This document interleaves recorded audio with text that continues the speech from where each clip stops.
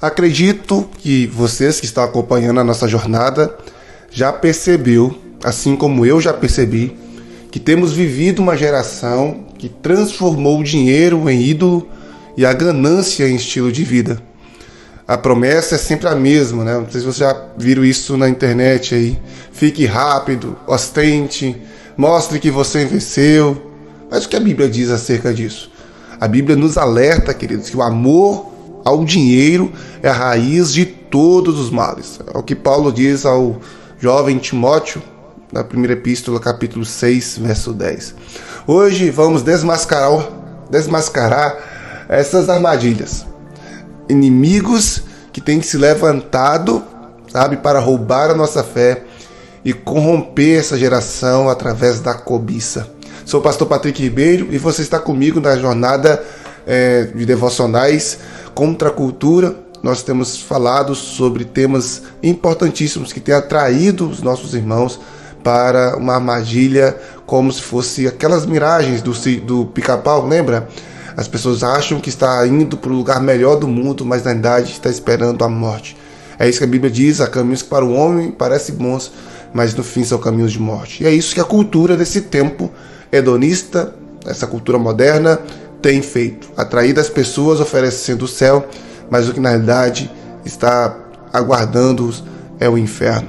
Queridos, as bets, pastor, não sei o que é bet, são as casas de apostas online que está sendo a febre aí na internet. Com jogos de futebol, casas de apostas diversas. O jogo do tigrinho entra aí nessas categorias também. Não sou muito especialista no assunto, mas o fato é que eu sei que elas têm sido uma ferramenta maligna e eu vou te explicar daqui a pouquinho. Falsos métodos de enriquecimento. Ou você nunca se deparou com uma proposta na internet dizendo que te ensinaria a ganhar muito dinheiro? Seja por meio de vídeos, seja por meio, de métodos que você vai ficar rico em 7 dias, faça o seu primeiro milhão, venda, Por detrás disso, querido, está a cobiça, está o engano. Muitos acabam endividados, viciados e até mesmo com a fé destruída. Quando não é nessas bets, nesses jogos de enriquecimento, nesses métodos falsos de enriquecimento, nós temos a política, uma corrupção desenfreada que não é de hoje no nosso país, que ouvimos falar de milhares de reais sendo lavados em corrupção, resgatados frutos de corrupção, dinheiros na cueca, dinheiros na mala, dinheiro por tudo quanto é canto, comprando a nossa liberdade. Essa é a grande realidade. O dinheiro que eles roubam faz falta na saúde.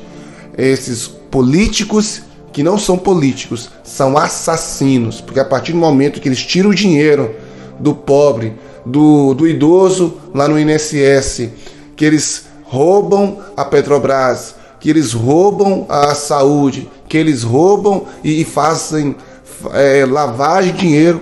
Esses homens, eles estão roubando dinheiro de pessoas carentes. Eles estão tirando dinheiro da saúde, o dinheiro da educação. A nossa educação está sucateada. O nosso país amarga posições horríveis no ranking mundial na educação. O estado de Minas tem sido uma vergonha. Então, tudo isso fruto da corrupção, Homens que pela ganância, pela busca do poder e do dinheiro, eles são capazes até de matar, são capazes de fazer as maiores atrocidades. Só que essa corrupção não está apenas nos palácios, não está apenas nas casas legislativas. Essas corrupções também chegou aos templos. Líderes que têm transformado o evangelho em negócio. Pastores que em nome da fama, pastores que em nome do dinheiro, pastores que em nome do status têm vendido o evangelho. Pastores em nome de aumentar o número de membros da sua igreja têm abrido mão dos princípios das Sagradas Escrituras. Têm ficado com receio de pregar a verdade, o evangelho genuíno. Por quê? Porque para eles, o membro não é uma alma salva, resgatada, que vai morar no céu. Para ele, o membro é mais um dízimo entrando na igreja, por causa da cobiça que rege os seus corações.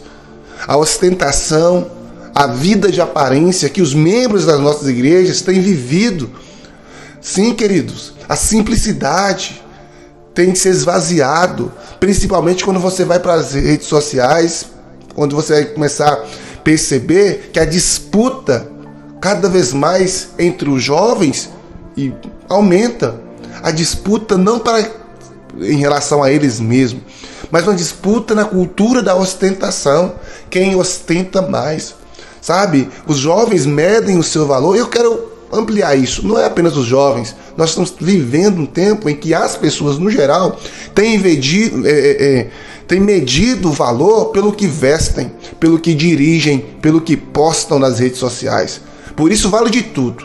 Vale ganhar um copinho bonito ou uma Porsche. Eu vou para as redes sociais e posto, porque as pessoas precisam saber que eu ganhei, que eu comprei, que eu adquiri, que eu estou bem, mesmo que no privado da sua vida, mesmo que no dia a dia está arrasado. Ah, mas ninguém precisa saber que eu estou mal.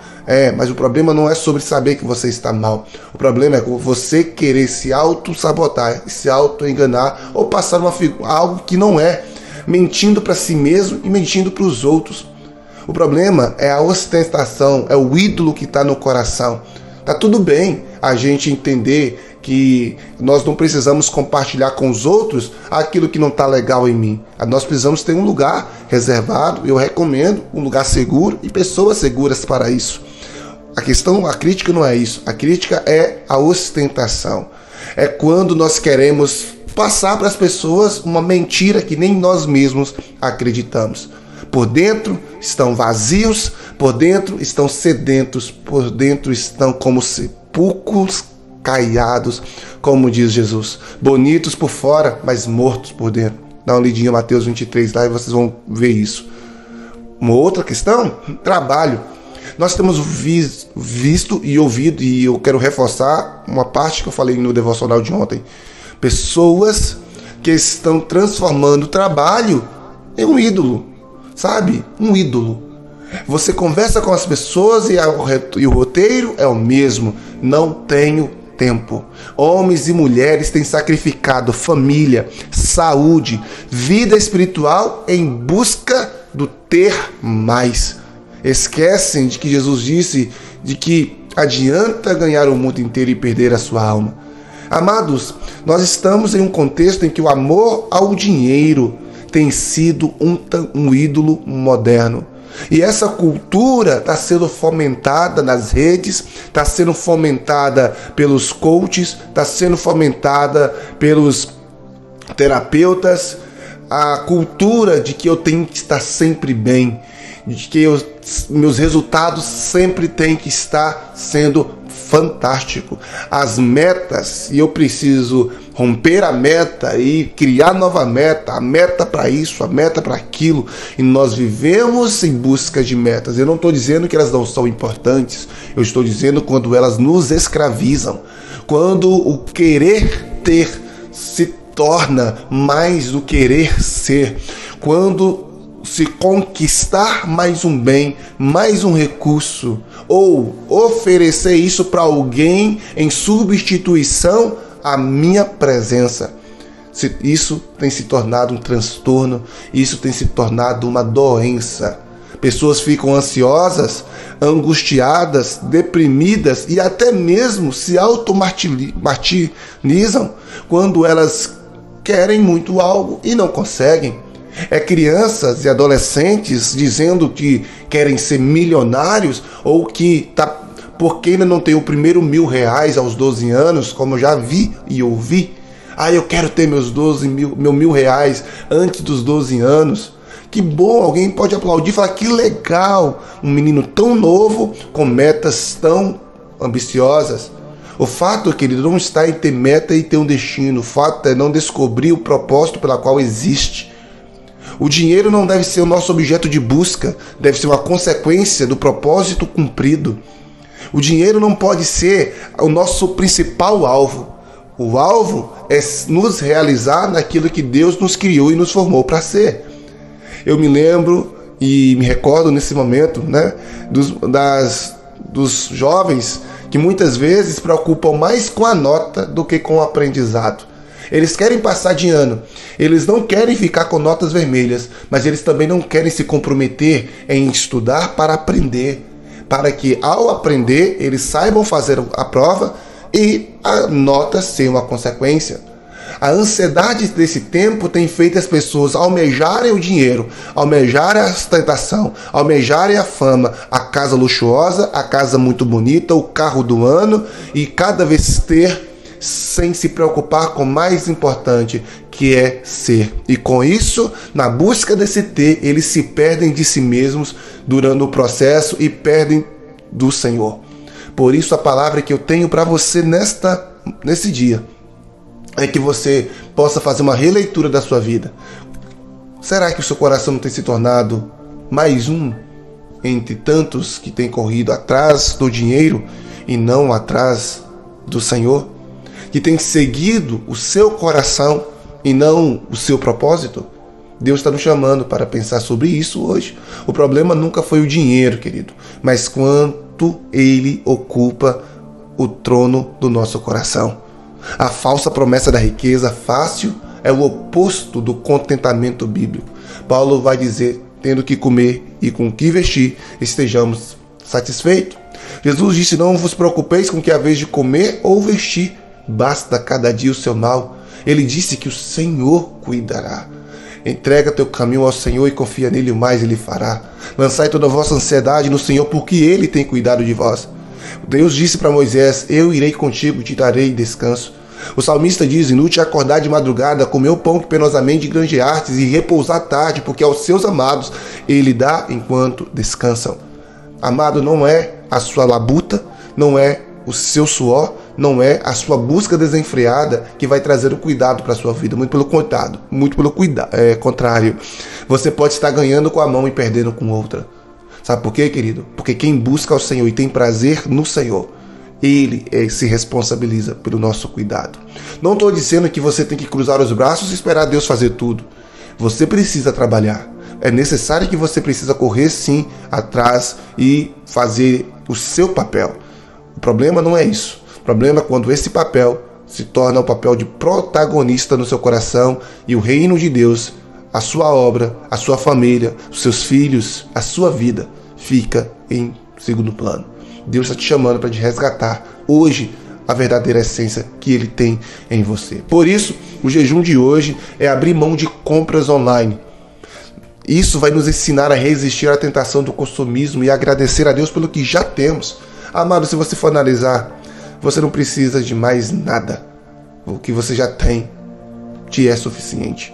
Nós já temos, e obviamente eu quero colocar isso aqui entre aspas, porque eu sei que existem muitas pessoas que estão em estado de miséria, estado de penúria, necessidade, e é por isso que isso me choca. Porque enquanto tem alguns buscando acumular e acumular riqueza, existem outras que passam fome.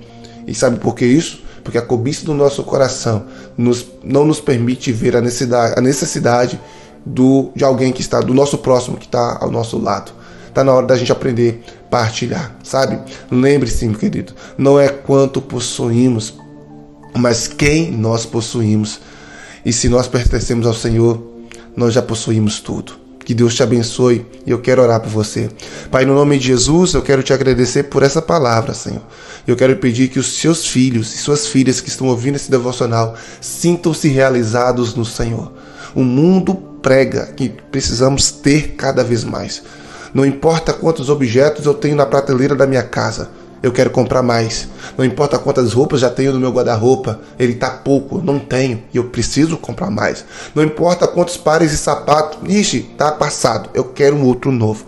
Está tudo bem querer dar o melhor e vestir o melhor. O problema é quando essas coisas assumem o controle da nossa vida e vemos que nós gastamos mais com coisas supérfluas do que com coisas que nos convinham ao propósito. Por isso eu oro, Pai, nesta hora, pedindo que o Senhor dê sabedoria à tua filha, ao teu filho, no gerenciamento dos seus recursos. Não permita que a ganância, não permita, Senhor, que esse mal da cobiça preencha o coração dos teus filhos. Ajude-os em nome de Jesus. Amém. Hoje, queridos, nós estamos confrontando esse falso Deus que é a ganância, a ostentação e o amor pelo dinheiro. É sobre isso que eu estou dizendo hoje. E eu sei que não é fácil, porque isso tem sido imposto a nós diariamente. Mas eu tenho certeza que por meio dessa palavra o Senhor te dá um despertamento hoje. Amanhã nós vamos falar sobre outro inimigo tão perigoso quanto esse que tem escravizado essa geração, que é o vinho. E aí, Efésios 5,18, Paulo vai dizer: não vos embriagueis com vinho. Existe muito comercial enganoso e muita gente caindo no engano do álcool. Tem sido um Deus e nós vamos confrontá-lo. Então te espero amanhã. Deus te abençoe. Tchau.